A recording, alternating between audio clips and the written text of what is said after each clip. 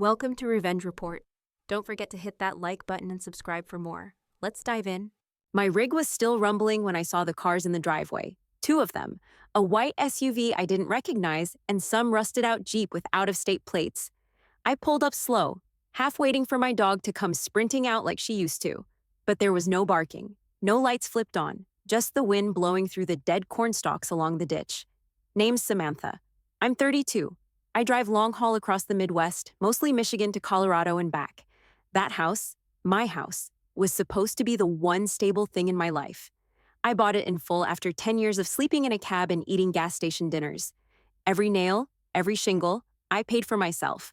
So when I climbed out of the truck that day and saw a different porch swing hanging where mine used to be, I knew something was off. Quick note: before listening, share which city or country you're watching from. I walked up to the door, boots heavy with road salt. The lock had been changed. There was a fresh welcome mat that I damn sure hadn't picked out. Just as I reached to knock, the door opened, and there he was, my Uncle Terry. He didn't look surprised, just leaned on the doorframe like he'd been expecting me. "You shouldn't be here, Sam," he said. Calm, cold, not a trace of shame in his voice. "What the hell do you mean I shouldn't be here? This is my house." "No," he said. "You don't live here anymore?" I froze. For a second, I thought maybe I'd misheard him. "What?" He stepped out, pulling the door shut behind him like he didn't want me seeing inside. But I already had. A glimpse of someone's purse hanging from the hook I installed. A man in sweatpants walking through the living room like he owned the place. "You rented out my house?" I said, barely getting the words out.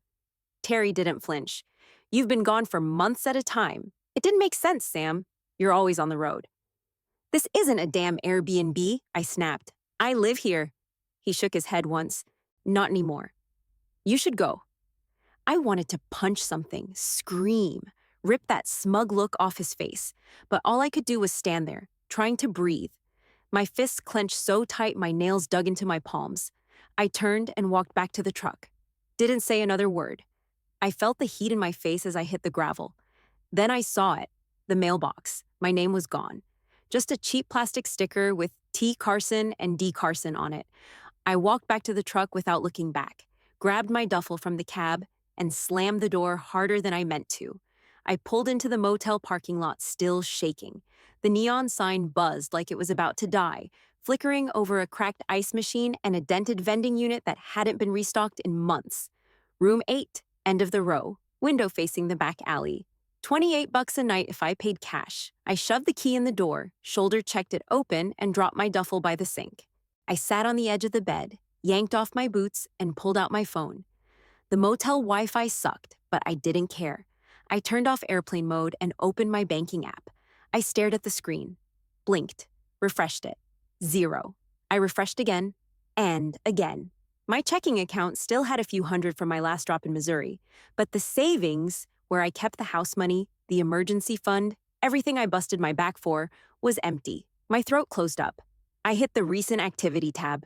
4 withdrawals, all in the last 6 weeks. 10,000, 15, another 15, and one for $5,000 just 2 days ago. I called the bank. Took forever to get past the robot. When I finally got a human, my voice cracked. "There's been some kind of mistake," I said. "Someone drained my savings." The guy on the line sounded like he was barely paying attention. "Can I get your full name and the last 4 of your social?" I gave it. He tapped a few keys. "Says here the withdrawals were made in person at our Grand Rapids branch, by a co-signer on the account. Terrence Carson." My stomach dropped. "He's not on that account." "He was added back in '09, ma'am. Standard for minor accounts rolling into adult access. It was never removed." I just sat there, gripping the phone. "Ma'am?" "Yeah." My voice was flat now. "Thanks." I hung up and stared at the wall. There was mold in the corner of the ceiling. A roach scuttled behind the mini fridge. It wasn't just the money. It was the fact that while I was hauling freight across the country, sleeping in truck stops and skipping meals to hit deadlines, Terry had been back here, living in my house, taking my savings, changing locks like I was some squatter. I stood up, yanked my duffel onto the bed, and dug out the plastic folder I always traveled with. License copies, CDL certifications, insurance, receipts from Home Depot. I kept everything because I didn't trust digital. Now I was damn glad I did. I spread the papers across the comforter. Deed copies, closing statements, the property tax receipt with my name on it. I opened my laptop and dug into my email. Found photos of the renovations, me with paint in my hair, my busted knuckles from laying tile, the receipts for the new roof. I checked the county website. The property record still showed me as the owner. So whatever Terry did, renting it out, moving in, he hadn't filed a damn thing legally. I opened a new folder on my desktop, named it Property Theft. I didn't call him. I didn't drive back. I didn't scream into the void or beg for an explanation. I started printing everything. Screenshots of the banking activity, transaction IDs, photos of my porch before it got gutted. I found a recent Facebook post from some woman tagged at my house, standing on my porch, holding a glass of wine like she owned the damn place. Her caption read, "Finally found our forever home." I saved it, dated it, labeled it under occupants. I worked until the ink cartridge ran dry. Then I walked down to the front desk and bought a new one from a dusty shelf behind the clerk. Didn't say a word. When I got back to my room, I slid the key in and took a breath. I had miles to go before I'd see justice, but tonight I was drawing the first map. The next morning, I drove straight to Ray's garage. I didn't call ahead. I just showed up. He was under a Dodge Ram with oil dripping down his forearm, grease smeared across his shirt that said, "Motor over muscle." I waited until he slid out, wiped his hands on a red rag, and looked up. "Well, hell. Sam?" His eyes lit up for a second. "You back in town or just breaking down nearby?" "Neither," I said. "I need to talk." That knocked the smile off his face. "Office," he said, jerking his chin toward the back.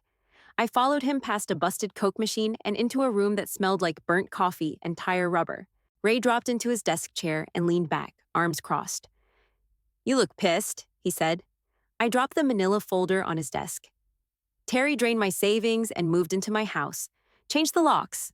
Rented it out. I've got the paperwork. Deed's still in my name." Ray didn't say anything right away. He flipped through the pages slowly. His eyes stopped on the transaction history, the Facebook screenshots, the tax records. "He co-signed the account?" "Yeah, from when I was 17. Never thought to take him off. He said he'd never touch it." Ray grunted. "And he's saying you abandoned the property?" "He didn't say it. He acted like it. Told me I don't live there anymore." Ray tossed the folder back on the desk and sat forward. "Sam, this isn't just a scumbag uncle pulling family drama. This is financial exploitation, maybe even identity theft. You're a commercial driver. You fall under DOT regulations, which means, hold on." I raised my hand. "I'm not trying to get the government involved. I just want my house back." "You think he's going to hand it over because you asked nicely?" "I didn't say that." Ray leaned in, voice low. DOT compliance handles crimes involving CDL holders, financial abuse, fraud, even mail tampering. They've got federal teeth. I've worked with them. You'd be taken seriously. I stared at the floor. My jaw was locked so tight it hurt.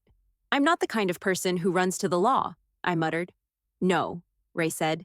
"You're the kind who works herself to the bone, trusts the wrong people, and still thinks pride's gonna fix it."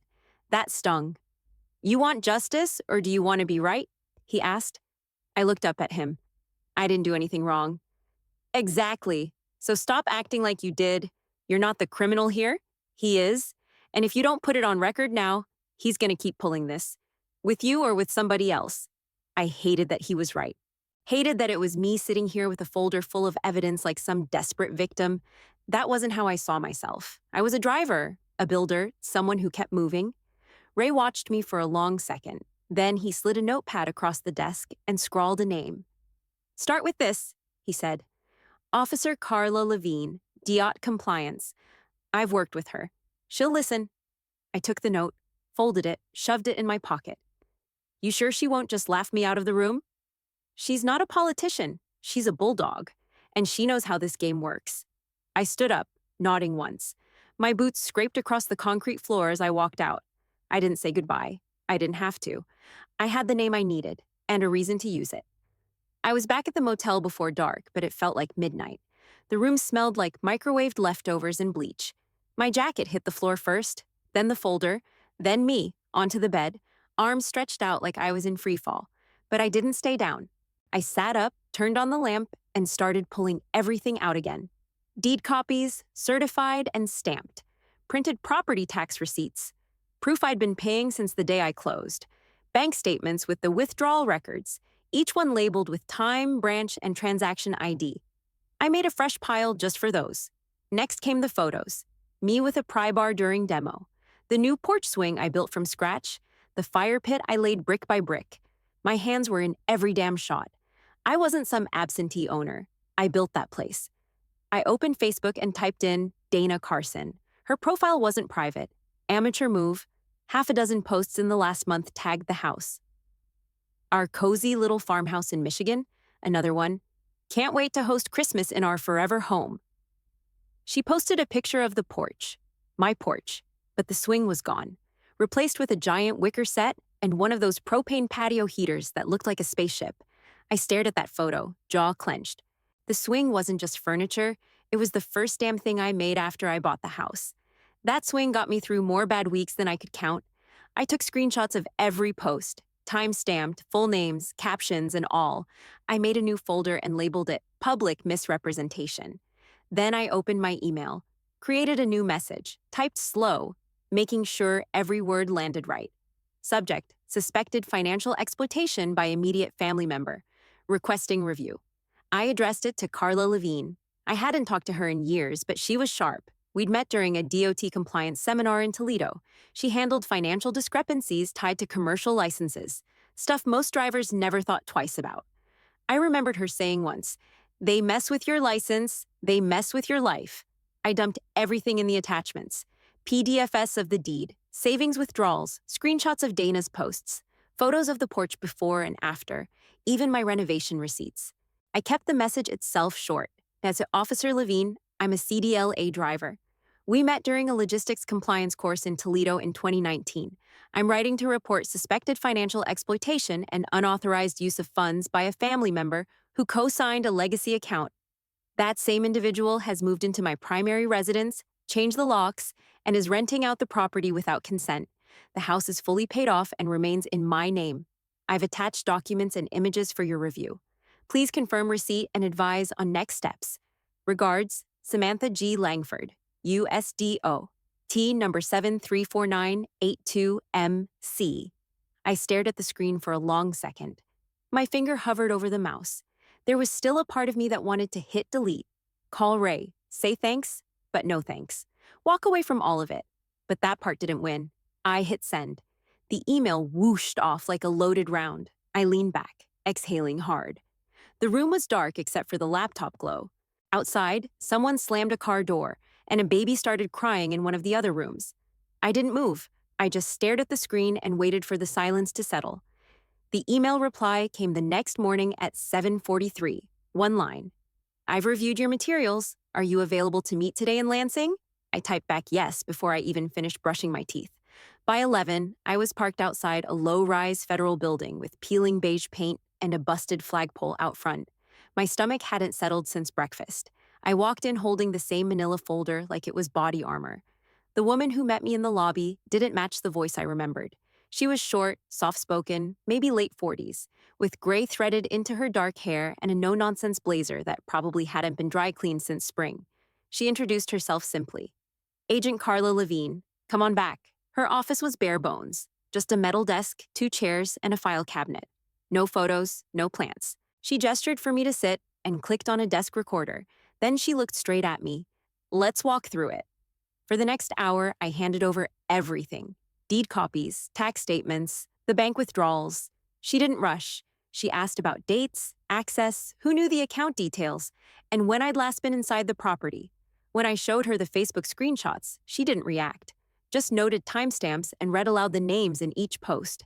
Then she asked something I hadn't expected. Have you heard of Blue Horizon Freight?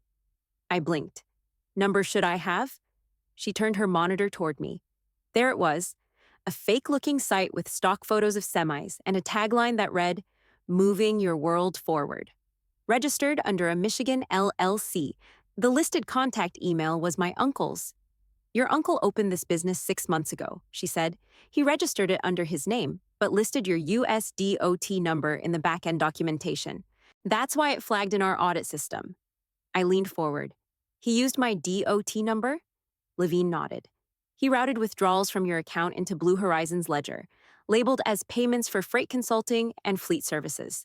But from what I see, there's no fleet, no clients, just bank-to-bank transfers. I felt my jaw lock up. She kept going. Several transactions from your account were earmarked as capital improvements. He claimed they were for business-related renovations to a leased operations base. She paused. That leased space? Your house? She pulled up a PDF. He also submitted a rental contract for a bedroom. Renter's name, Dana Carson. I laughed, sharp and ugly. He's renting out my damn room to his wife? Levine didn't flinch. That's where it moves from civil to criminal. If she's not a separate person from the leaseholder and the payments were structured to appear independent, that's potential fraud. I stared at the screen. He really went this far? Levine sat back. Her voice dropped. This may be more than theft. It may be mail fraud, forgery, and property misrepresentation. Possibly identity misuse, depending how he handled your license information. I didn't say anything, just stared at a crack in the wall behind her. Ms. Langford, she said, gently but firm, I need your permission to proceed. If we go forward, I'll request subpoenas for his financial records and a search warrant on the property. But you'll need to avoid any direct contact with him while we build the case. I looked her in the eye. So what happens if I don't press this?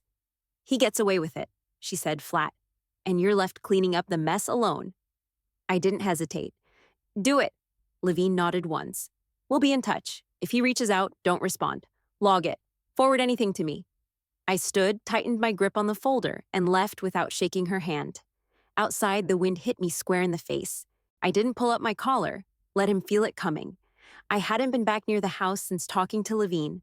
I stayed in the motel, worked part-time dispatch out of a local yard, and kept my head down.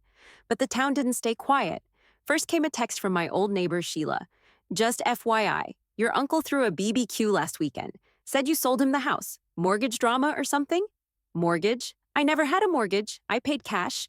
I'd worked 12-hour shifts for a decade to avoid one. Then someone tagged me in a photo on Facebook. A wide shot of the backyard. I clicked through.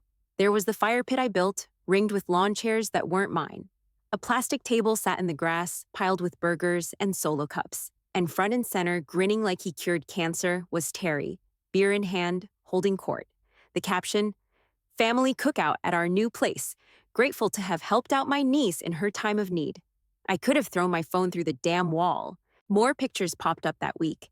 Dana posing with her wine glass by my kitchen window. A selfie on the porch, my porch, with hashtags like blessed, homestead, and starting fresh. But the one that hit hardest? A photo of my mother's quilt. She made it when I was 10. It had little patches of my old flannel shirts and jeans sewn into it, a crooked little S stitched in the corner. She used to wrap me in it when I was sick. I kept it on my bed. Dana had it laid out on the lawn like a Costco picnic blanket. A kid's juice box was tipped over in the corner. There were mustard stains across the center. I didn't cry. I didn't scream. What I felt was colder, like someone was trying to erase me in slow motion. I kept the screenshots organized, dates, names, comments. I saved each one in my growing folder. Not for nostalgia, proof. At the diner one morning, another old friend, Mitch, slid into the booth across from me. He used to work nights at the lumber yard. He leaned in and said low, Terry's telling folks you fell behind on bills. Said he stepped in to take the weight off your shoulders. I just stared at my coffee. He's saying you're lucky he took the house, Mitch added. I nodded. Thanks for the heads up. He looked like he wanted to say more, but I didn't invite it.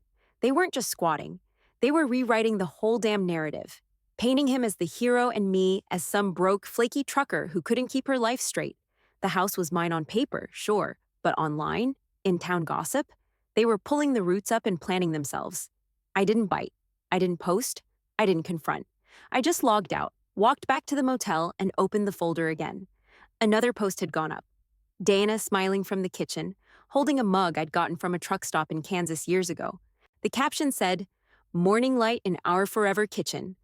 I saved it, dated it, filed it under stolen property. Then I opened a new notepad, wrote down every lie they were telling, one by one. The phone rang just after 5. I recognized the number. I stepped outside the motel room, let the door click shut behind me, and answered. Langford, I said. Agent Levine, she replied. Do you have a minute? I leaned against the railing. Go ahead. We've expanded the scope of the investigation, she said. Your uncle's business, Blue Horizon Freight, was flagged again this week. One of our analysts cross-referenced shipment manifests from a storage facility in Detroit. The listed carrier was Blue Horizon, but the contents weren't what they claimed to be. What were they, I asked? Unregistered imported electronics, mostly commercial-grade tablets and routers. No serials, no customs clearance. Moved through leased warehouses in Michigan and Indiana, all under company IDs tied to your uncle's name and your license number. I let out a breath through my teeth. So, smuggling. Yes, but structured to look like logistics training or contractor work, just enough to blend in. She paused. We believe your funds were used to establish the company, secure the storage leases, and purchase transport equipment. My mouth went dry. Transport equipment like vans, crates, a few short-term vehicle rentals, all written off as fleet expansion and facility upgrades. There are also large Home Depot purchases labeled as warehouse repairs. I closed my eyes. That's the back porch remodel, isn't it? Most likely, she said. I swallowed hard. What about Dana? Rental contracts and tax filings list her as Blue Horizon's property liaison. That gave her access to the business banking account tied to your savings. Levine's voice softened slightly. She's not just involved. She's complicit. I pushed off the railing and started pacing the lot. My boots scuffed against loose gravel. Where's this go now? I asked. Due to the scope of activity, DOT has looped in Homeland Security. We're coordinating a joint case. This is no longer just about financial exploitation. It's organized fraud, possibly interstate trafficking, depending how those electronics were moved. I stopped cold. My head spun. I'd walked into her office thinking this was about one man robbing me blind. Now I was hearing about import violations and federal agencies. They used my CDL to cover illegal cargo? I asked. Yes, she said. And your DOT number helped them stay under the radar longer. It gave their operations legitimacy? My jaw clenched. Do not contact them, Levine continued. Any interaction could compromise the investigation or be used against you. Let us handle it from this point forward. I'm not reaching out, I said. They made this mess. I'll watch it burn. There was a pause. We'll keep you updated, she said. Hang in there, Ms. Langford. I hung up without saying goodbye. The parking lot was empty except for my rig and a busted minivan with a donut tire. A siren wailed in the distance. I stood there for a long time, hand still gripping the phone. I'd expected lies. I'd even expected theft. But this? They turned my savings into a shell company, used my license to run ghost shipments, lied to the IRS, lied to every neighbor I grew up with. It wasn't about family anymore. It was fraud. And the feds were watching. I turned back toward the room. The wind had picked up. I didn't duck from it. I didn't have to chase them. Now the law was coming. I parked 3 houses down, across from the Miller's place, engine off, breath fogging the windshield. It was early, barely past 7, and the sky looked like wet concrete. Wind snapped through the bare trees lining the road. January in Michigan never pretended to be kind. I stayed in the truck, watched, waited. At exactly 7:18, the first black van turned onto the street. 2 more followed. No lights, no sirens, just a slow, steady crawl straight toward the house that used to be mine. They pulled up to the curb, doors opened. People in dark jackets with yellow letters on the back stepped out. Federal officers, DOT compliance agents. I recognized one of them, Levine, clipboard in hand, hair tied back tight. It didn't take long. 2 officers walked straight up the porch steps. One knocked. Another held a document case. Another agent circled the side yard with a camera. They moved with calm purpose, like they'd done this 100 times. Inside, movement. Through the front window, I saw him. Terry, coffee mug in hand. He looked like he'd just rolled out of bed. He stepped forward, confused, squinting through the glass. The agent at the door raised a piece of paper and read aloud. I couldn't hear it, but I didn't need to. Search warrant. Terry's face dropped. He opened the door halfway, started gesturing, then stopped when another officer stepped forward and flashed a badge. Whatever excuses he thought he had, they weren't landing. Not anymore. Dana appeared behind him, hair up, wearing a robe. She looked toward the van, then the other agents photographing the mailbox. I saw her lips move, "What's going on?" But no one answered. They didn't need to. The agents moved fast. One started pulling documents from a kitchen drawer. Another hauled out a plastic bin from the coat closet. One of them found a stack of manila folders labeled Rentals 2025. I saw the porch swing was gone, again, replaced with a stupid wire bench with a blanket tossed over it. I knew that blanket. It used to sit folded on the foot of my mother's old bed. They were still using my things, but now the door was open, and so was the truth. Neighbors started showing up. First Mrs. Langley across the street, then two guys from the end of the block. People whispered in clusters, arms crossed, hoodies pulled up, phones out. Terry stood in the doorway, pale and shaking, while Levine pulled him aside and held up a form. He didn't argue. He just nodded slowly, shoulders sagging. Then I heard it. One voice, cutting through the wind. Wait, wasn't this Sam's house? It came from near the mailboxes. An older man I didn't recognize. Maybe a new neighbor. But the question cracked the scene wide open. Others turned, looked back and forth between Terry and the house. You could feel it shift, the certainty unraveling. That perfect little story he'd sold, hero uncle, struggling niece, family sacrifice, was falling apart in real time. Dana tried to speak to one of the officers, hand on her chest, smiling too wide, like charm could patch the hole. He didn't even look up, just kept cataloging evidence. Another agent came out with a box full of receipts. One of the envelopes slipped out, my handwriting on the front. From 2 years ago. They hadn't even bothered to hide the proof. No one saw me in the truck. I kept my head low, hands still, breath steady. My fingers curled around the edge of the steering wheel, not from nerves, but from control. I wasn't going to flinch. For the first time since this started, I didn't feel like I was chasing justice. I was watching it arrive. 2 months later, I slid into a booth at Harlan's Diner off Route 94. Corner seat, chipped tabletop, one waitress working the floor. I ordered black coffee, no food. My stomach wasn't ready. Ray had set it up, said Terry asked to meet. It's not an ambush, he promised. He looks like hell. I didn't care how he looked. Terry walked in 10 minutes late. Slower than I remembered, thinner too. His coat was wrinkled, shirt untucked, eyes sunken like he hadn't slept right in weeks. He stopped when he saw me, gave a nod, no smile. Sam, he said quietly, sliding into the booth. I stared at him. Say what you came to say. He folded his hands. I'm sorry. Silence. He tried again. I was drowning, okay? After your aunt passed, things got tight. I thought you'd understand. Understand what? I said. That you cleaned out my savings? That you rented out my bedroom? I didn't mean for it to go that far. It just, things kept piling up, and when you were gone for so long, I figured maybe. You figured wrong, I cut in. You didn't ask, you took. He blinked hard at that, like it hurt. I thought I could fix it, he said. Just needed time. The freight business was supposed to help, get us back on track. I leaned in. Intentions don't replace accountability. He looked down at his coffee, like it could save him. I didn't give him space to squirm. You used my license, my name. You moved into my house, spent money I worked 10 years to save, then acted like you were doing me a favor. His voice cracked. I messed up. I see that now. No, I said. You saw it then. You just didn't care. He winced. The waitress dropped a check neither of us touched. After a long pause, he asked, Is there any way we can go back? To how things were? I shook my head. We're not going back. You chose this. He sat there, breathing shallow, like he wanted to say more, but couldn't find the words. For once, there wasn't any smugness left. Just an old man who'd lost the story he wrote for himself. I stood up, tossed a few bucks on the table for the coffee. I'm not angry anymore, Terry, I said. But we're done. He didn't follow me out, didn't call my name or try to argue. I pushed the door open and stepped into the cold, sun just starting to cut through the gray.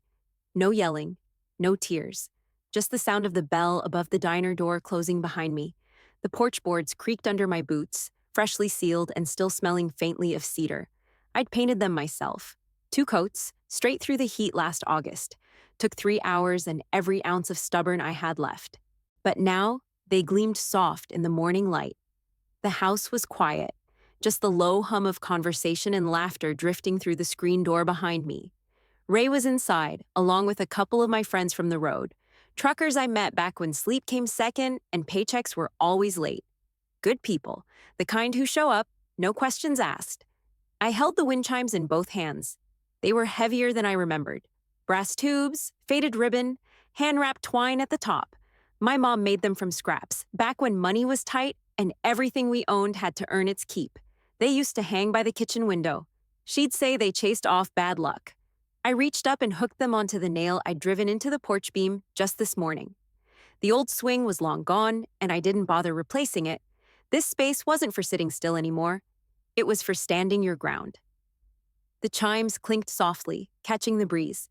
I stepped back, hands on my hips. The deed was back in my name. The fraud case was closed. Terry pled out wire fraud, tax evasion, misuse of a commercial license. He didn't fight it, just signed and faded out of town. I hadn't heard from him since the diner. I didn't need to. I looked past the front field, out to the road, the sky wide and pale above the silo line. This place was mine again, not just by law, but in every nail, every inch of cleaned up space. I didn't stand there thinking about what he took. That part of the story was done. What stayed with me was the rebuild, the porch under my boots, the wind chimes over my head, the people inside who knew the real version of what happened. I closed my eyes for a second and let the wind hit my face. No more waiting, no more watching.